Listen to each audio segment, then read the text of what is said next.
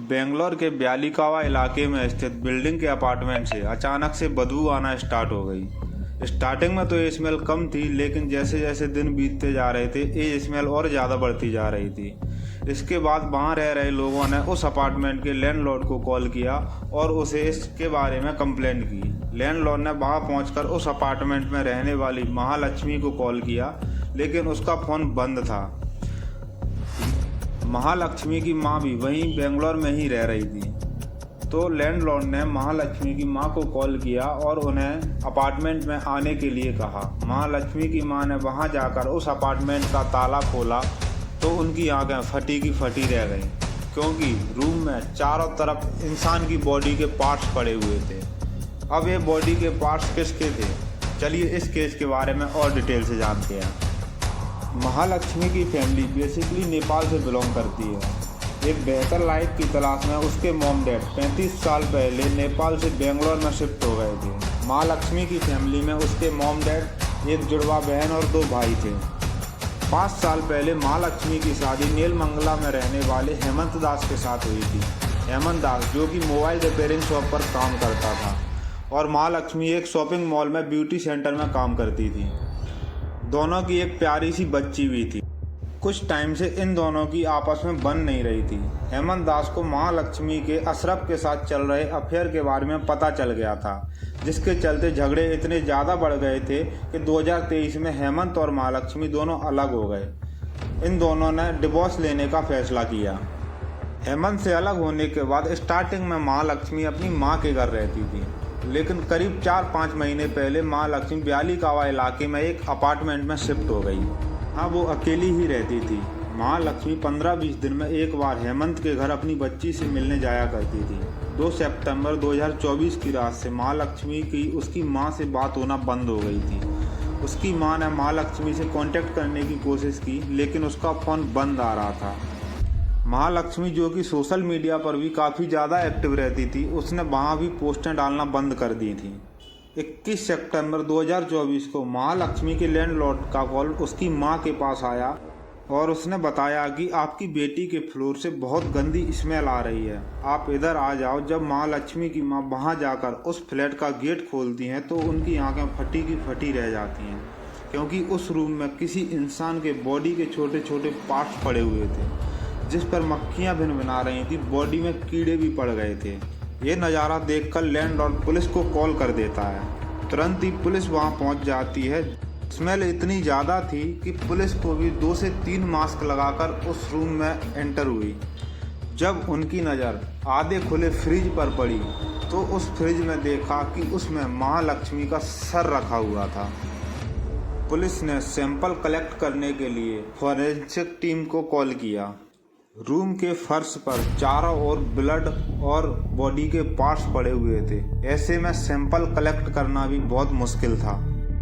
Police ने हेमंत दास को suspect मानकर अरेस्ट कर लिया, लेकिन जब पुलिस हेमंत दास से पूछताछ करती है तो हेमंत दास ने बताया कि अशरफ के साथ चल रहे अफेयर के चलते हम दोनों काफ़ी दिनों से अलग रह रहे हैं और हम डिवोर्स लेने वाले थे।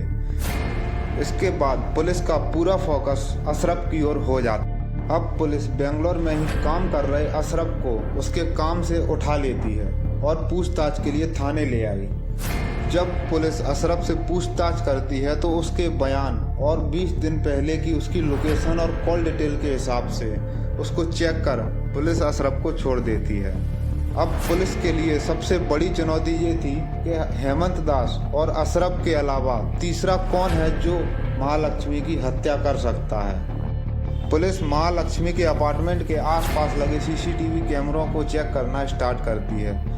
तब वो देखते हैं कि 2 सितंबर की रात को स्कूटी से 2 लोग महालक्ष्मी के घर आए थे, लेकिन उनका मुंह कवर था, तो पुलिस को पहचानना बहुत मुश्किल हो गया था कि असली कातिल कौन है। पुलिस के हाथ एक सबूत लगा, जिससे पता चला कि असली कातिल कौन है। अब पुलिस दिन रात उस कातिल की तलाश में लग गई। पुलिस को उस कातिल की लास्ट लोकेशन पश्चिम बंगाल में मिली, लेकिन वहां जाकर देखा तो वहां भी वो कातिल नहीं मिला। तब पुलिस को उस कातिल के फैमिली के बारे में पता चला। उसका भाई मुंबई में रह रहा था। पुलिस जाकर उसके भाई से पूछताछ करती है। तब उसके भाई ने बताया कि हाँ, मेरे भाई ने ही माँ लक्ष्मी को मारा है और उसने मुझे बताया है, वो अभी उड़ीसा में है। उस कातिल का नाम था मुक्ति रंजन। मुक्ति रंजन जो कि पिछले कुछ दिनों से माँ लक्ष्मी के कांटेक्ट में था और इन दोनों का अफेयर चल रहा था। माँ लक्ष्मी मुक्ति रंजन से शादी के लिए फोर्स कर रही थी। इस बात को लेकर इन दोनों में झगड़ा हो गया। मुक्ति रंजन माँ लक्ष्मी से शादी नहीं करना चाहता था। माँ लक्ष्मी जो कि गुस्से की बहुत तेज थी, इन दोनों में आपस में हाथापाई भी हो गई। तब गुस्से में आकर मुक्ति रंजन ने पास में किसी शॉप से धारदार चाकू खरीदकर माँ लक्ष्मी के 59 टुकड़े कर उसकी लाश को फ्रिज में रख दिया और वहाँ से फरार हो गया। मुक्ति रंजन उड़ीसा के ठंडी गांव का रहने वाला था।